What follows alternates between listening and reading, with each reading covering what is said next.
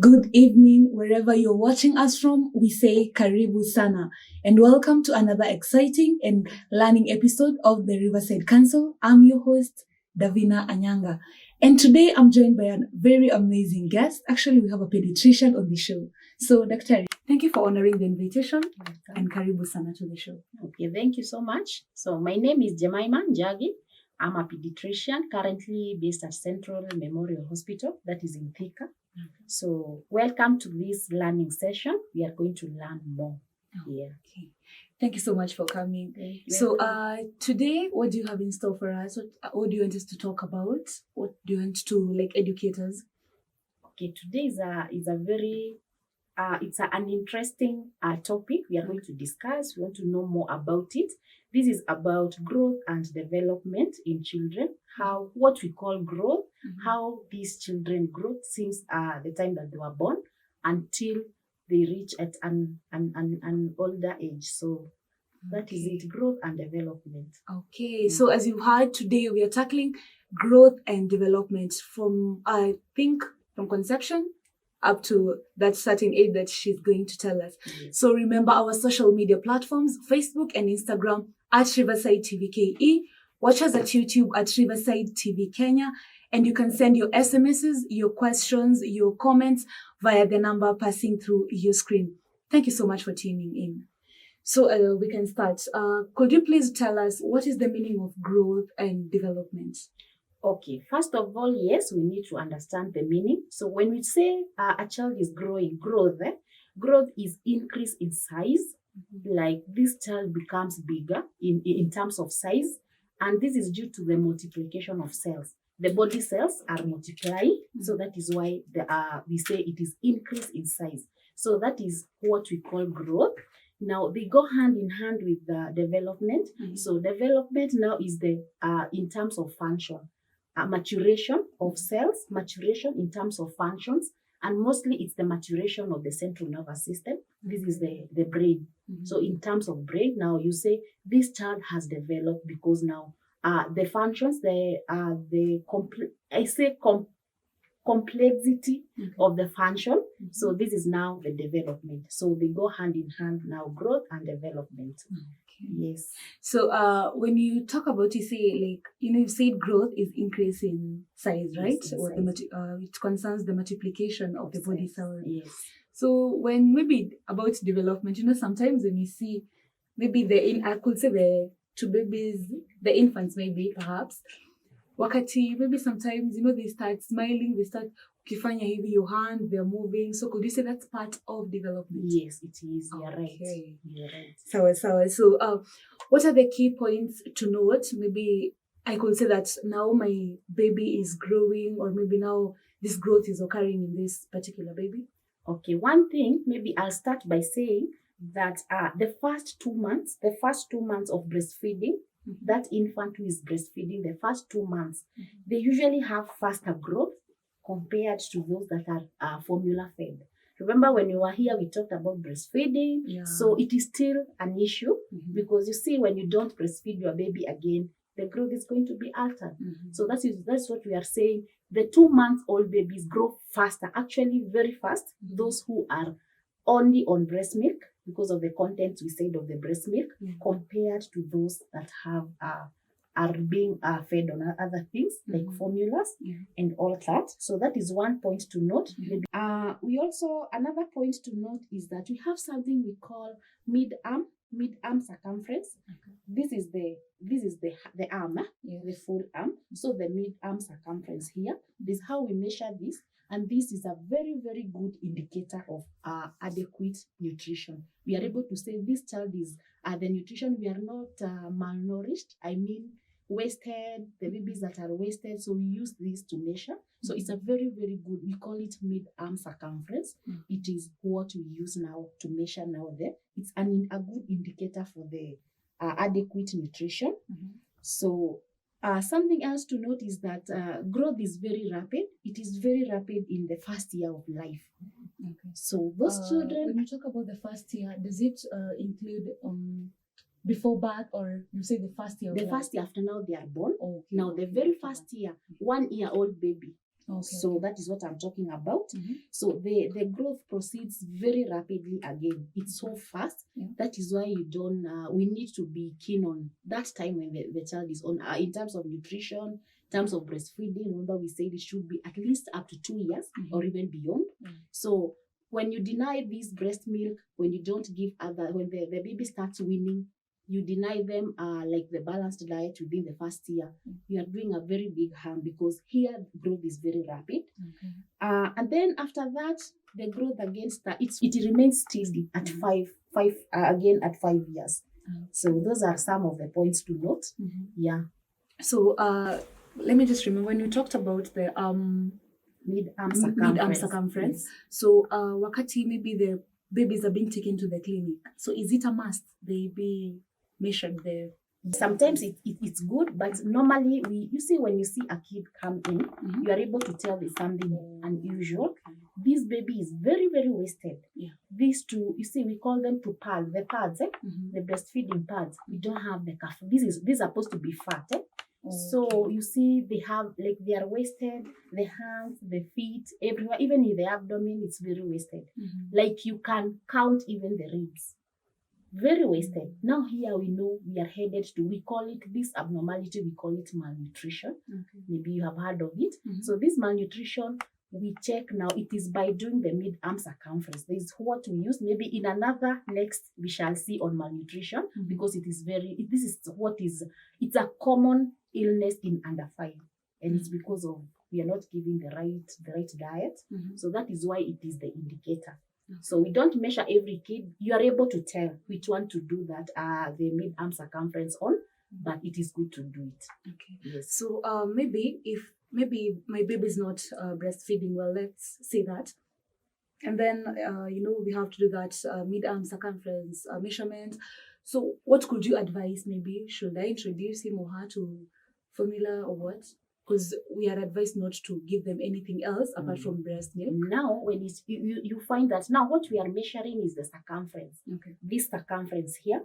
So there is what we say, there's that tape, the tape that we use to measure, and it have 3 colors. There's a green one. If that one goes to where the green part is, there's nothing to worry about. When it comes to there's another color, the yellow one. Yellow, we say we are moderately malnourished. There's malnutrition, but not as much. So that one now, we start now seeing, we refer these babies to the nutritionist. Now red means danger. So we are so much malnourished. They severe, we call it severe malnutrition. So, and normally it is in terms of centimeters. So below 11 centimeters, we say this is, and it is on the red part, we say now this is severe malnutrition. What we do, yes, if a baby is not yet 6 months, yet, and we always say we do exclusive breast feeding for the first 6 months. Now, I believe your question is, this baby is on exclusive breast milk, yet they are wasted. So what you do, you refer them to you don't advise them to start. These other foods will not do anything. So we have food, we have things we call F75. Those, I can call it in layman, the porridge. They are given by the nutritionist. So, and then they keep following them up until they gain weight. Yes. So I believe we are getting something from the points to note about the growth in our babies, our infants.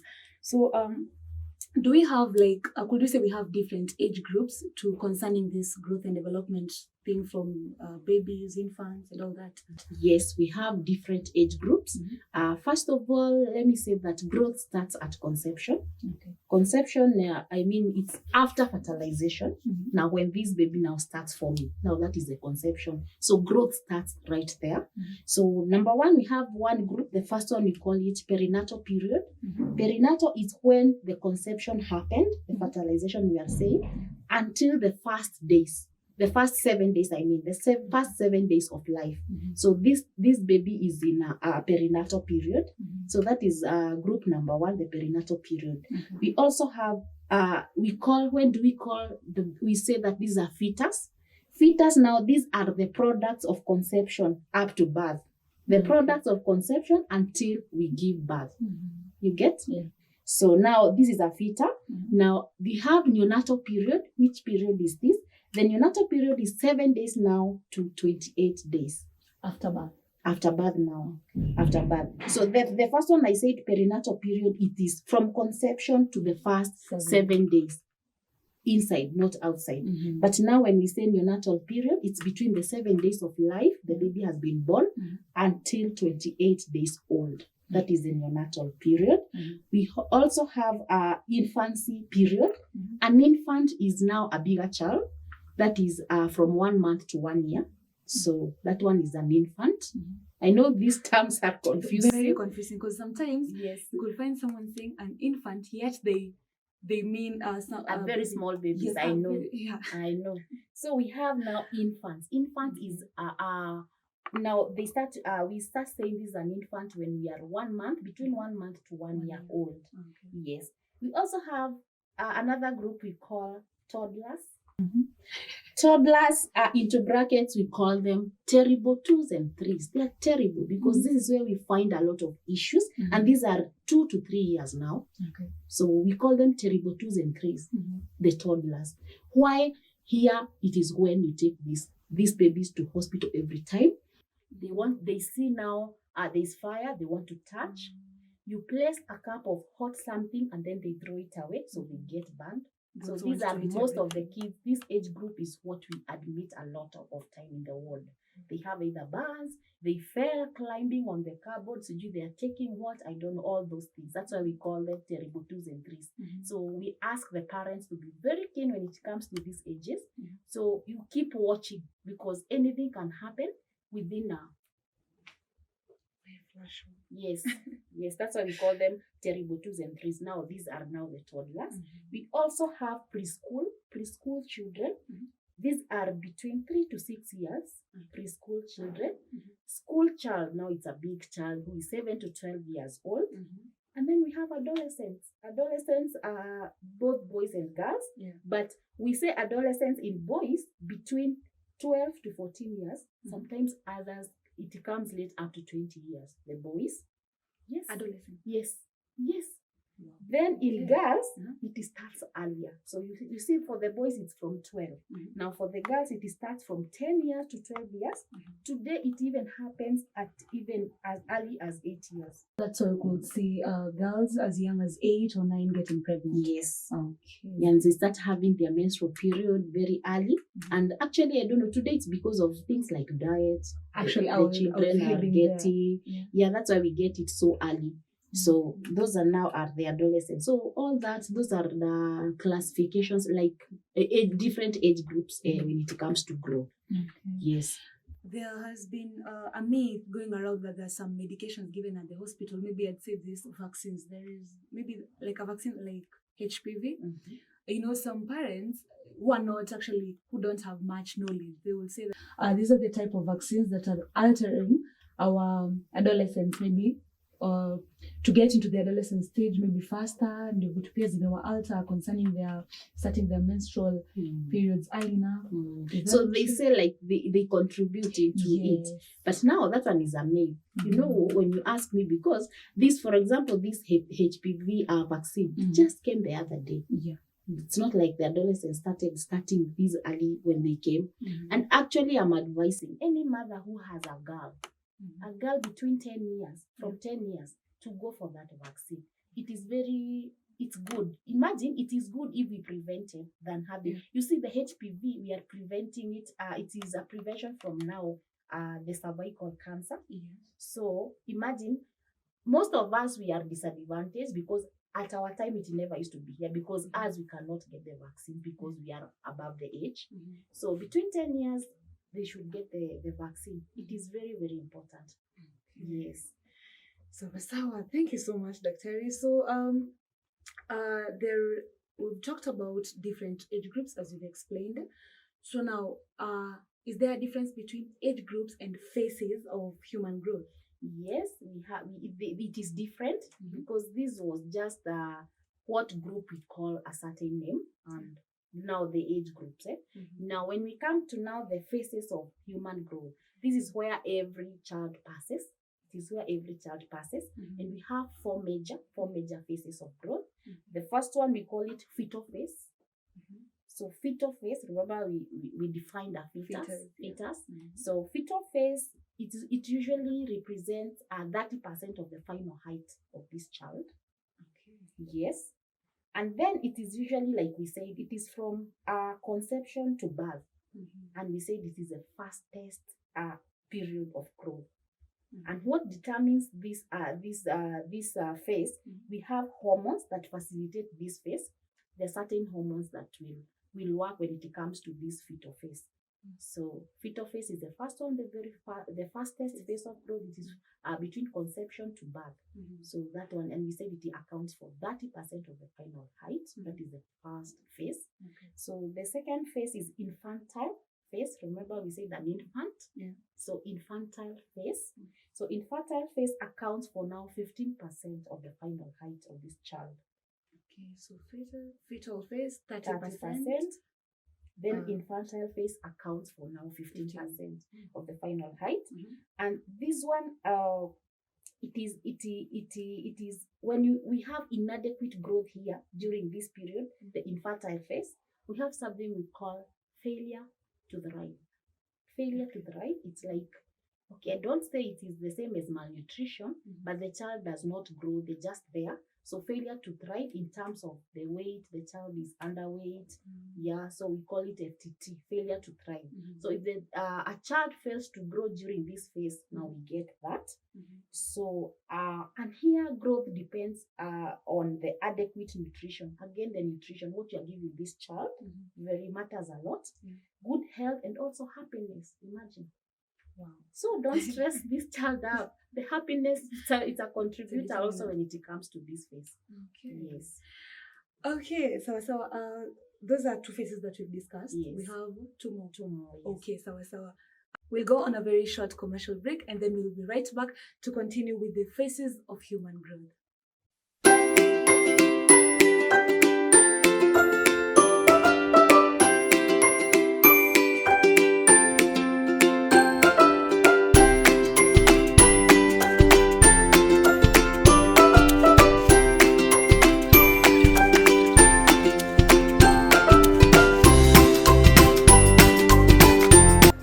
My name is Paul Wagana. I'm the CEO and Director of FutureSoft Group of Companies. I'm in charge of hardware division. Here we do sell laptops, CCTV, and all ICT accessories. We are located at Kawasukari of Thika Road, Luhan Plaza, room number 305, next to Quickmart. We are the missing piece in your ICT world.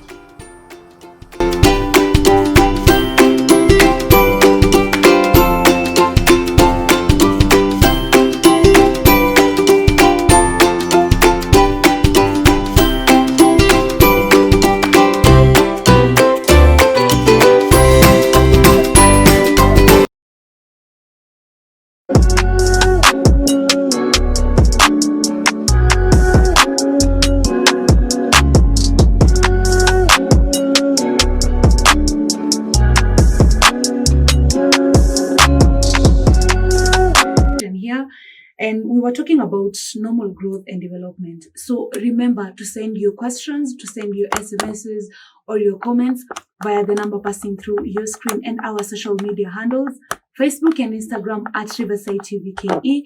Watch us at YouTube at Riverside TV Kenya. Thank you for continuing with us in this program. So we were talking about phases of human growth.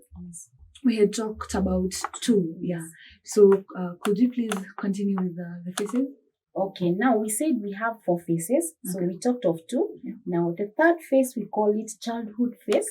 Childhood phase. Okay. This accounts for 40% of the final height. Okay. So now this one extends from 2 years to 12, all the way to 12 years. About this phase, it is slow, steady, and very prolonged period of growth. Yes, this is a childhood phase. So you see it's from 2 years to 12 years. Yeah. So the last phase, we call it pubertal phase. This is mostly for the adolescents. Okay. The pubertal phase, you hear people saying, this person or this girl is in puberty. In puberty is like in adolescence. So pubertal phase accounts again for 15% of the final height. Here, the sex hormones dominate here. So when it comes to male, the most dominant one, we call it testosterone. That is the hormone that is dominant in male. For the female is estrogen. So here it is where we have all sorts of things. In girls, we talked how the breasts enlarge, boys enlarge, they broaden their shoulders, deepen their voices, all that. So this is now the pubertal phase. Those now are the 4 phases of growth.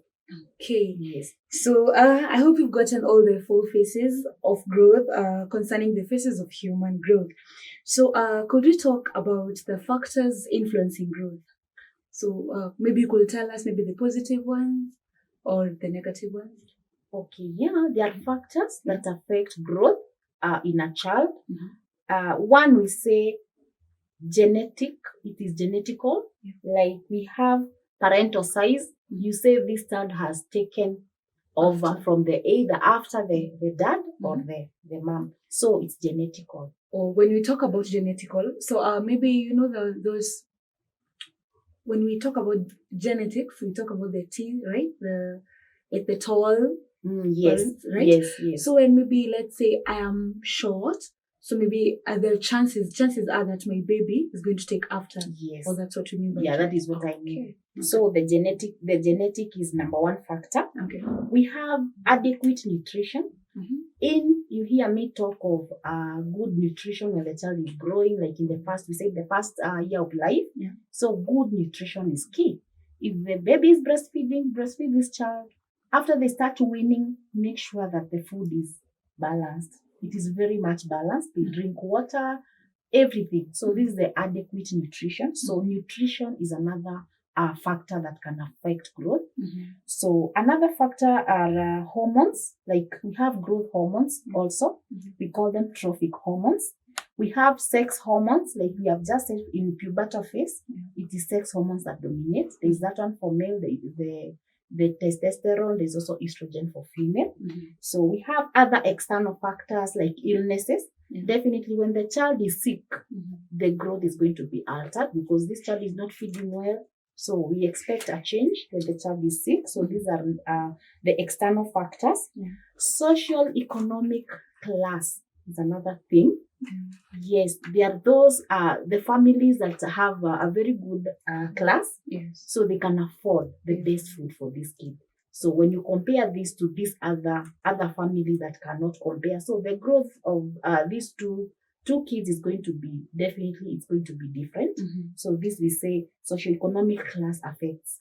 Okay. When we talk about the socioeconomic, like the factor, sometimes I think could we say that also the social classes, those who are in a very good class, and say they should also get advice on how to to get good nutrition for these kids, because I understand that we have kids who are obese, or the infants, or maybe the babies who are obese, right?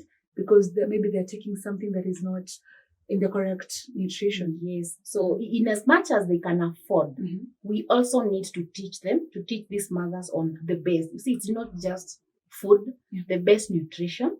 We talk to them what balanced diet means, and again, you see, you find these kids being fed on the pizzas. I'm not saying pizzas are bad, but pizzas, you see the deep fried food, the sausages every time, chips, you see. So everything is deep fried. So you expect now this child can really get obese because of this the fat and all that. So we try to make them understand what we mean by good nutrition. Not just expensive food, but there's what we mean by good nutrition. Okay. Yes. Okay. When we talk about good nutrition, there's this aspect of, maybe we could say the low class people or mothers, maybe they could only afford, let's say, whatever we are eating as a family, maybe we're taking ugali and skuma, this is what we can also afford for our baby. So baby PIA, he's going to take ugali and skuma. So is it like, what else could you encourage them maybe to be taking? Because leo tumekula ugali skuma, baby will also take the same. Tomorrow we're going to take maybe ugali and managu, baby will also take the same.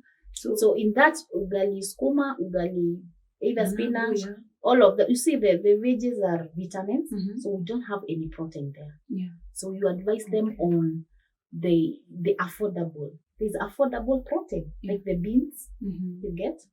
Now, fish is another good protein, but you see, fish is expensive. So it's only those parents that are able to afford. So for these others, we tell them to use omenas. Omenas are very nutritious, and you see it's cheap. You go, you get omenas for 50, even 50 shillings. You give this baby, they are very, very nutritious omena, only that people don't know. So you try to, we don't force them to use what they cannot afford. We make sure that whatever we tell them, they are able at least to afford. Okay. Yes. So let's always not put it in our minds that because we're supposed to take proteins, we're supposed to take pork, we're supposed to take beef. Beans, omenas are very nutritious for our kids. Yes. Yeah. So I believe we can talk about measurement of growth. What do you mean by that? So this is how we measure growth. So like, how do you know that this child is growing, or what do you use to measure? Yeah. So these are what we call measurements of growth. We have 3 parameters to measure growth. Number 1 is weight. So by checking the weight of the kid, we are able to tell this child is either underweight, they are not feeding well. We are able to know this child is not growing. So number 1 is weight. Let me cut you short. When you talk about weight, is there like, as a pediatrician, is there like, maybe you know that between 1 month and 2 months, maybe a baby is supposed to have a certain weight, maybe between 2? Yeah, good question. So that's where we are headed. Okay. That's where we are headed. Okay. So weight, first of all, is the most sensitive. It is the most sensitive parameter of growth. So about weight, we should know that the first week of life, average baby should be gaining 150 grams to 190 grams that is per week. So that is how we go. So when you divide that, it's average of 22 grams per day. So the first week of life. So this child has been born. So that first week, they should gain this amount of kgs.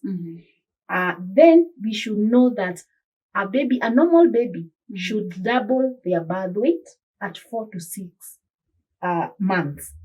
You get that?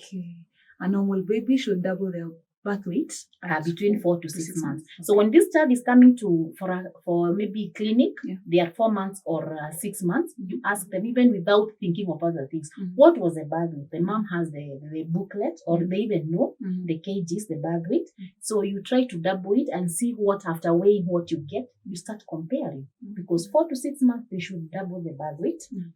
1 year, they should have tripled the birth weight.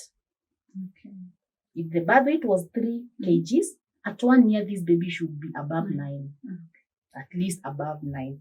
You get that? Yes. So now there are instances like that is a term baby, a well baby, but we have preterms. Preterms is a baby that came before the time, like before the 37 in terms of week. They came before the 37 weeks of gestation, like they came early. Premature. Yes. Okay. So with them, we don't expect them to gain weight like the normal baby. So funny enough is that these preterms grow even more faster than a normal baby. Yes. So they should double their birth weight. Imagine at 6 weeks. You should have doubled at 6 weeks. You compare with a normal baby who was doubling at 4 to 6 months. So these ones double their birth weight at 6 weeks, and they triple the birth. They already have tripled the weight at 3 months. See the difference? They grow faster, yet they came early. They are preterms. So is it advisable when I come for the clinic? Is it advisable for you as the doctor to ask me maybe whether the baby was premature or concerning the weight? Yeah, you ask, and also they should always come with that booklet. You see, the booklet has everything. This booklet is the one that they attended the antenatal clinics with, Yes. and they'll continue using it for there's a graph where we chart the weight, how the child is. So you are able to tell this child's weight, the graph should go up, not down. So when it starts coming down, you know there's an issue. Either the child has gotten sick in between, or if not, now you start thinking of the mid-arm circumference. You start now following up on the kid to know what the issue is. If it's about nutrition, you advise them. Yeah. Okay. So now that is about it. That is about now the weight. Yes. So you should have, there's a question you had asked, are you supposed to know the baby? So I think I have answered it halfway. Yes. But again, in your mind, you should know at least a 1 year old should have at least 10 kgs. 1 year old baby. 2 years, at least 12. 3 years, 13. But you don't have to cram this, even me as a doctor, when the child comes. So you see, you find an instance whereby the mom comes, this baby is in emergency. And you see, in all cases, as when you're treating these babies, we calculate the dosages of the drugs per kg of this child.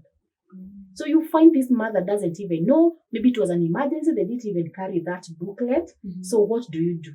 What you do, we have formulas to calculate, to estimate the age of these children. We have three formulas, whereby if the baby is between 3 months to 1 year, you're going to use a formula of A plus 9 divided by 2. A in terms of the age. Okay. You get? Yeah. So if the child is that 3 months, so you say 3 months is 3 times A. So 3 plus 9 divided by 2. So that is the formula. Now I should know, because it's not in all cases that the mother will know the weight of this child, maybe like those emergencies. So for kids 1 to 6 years, we use a formula of 2A plus 8. Again, A for the age. You get? 1 to 6 years.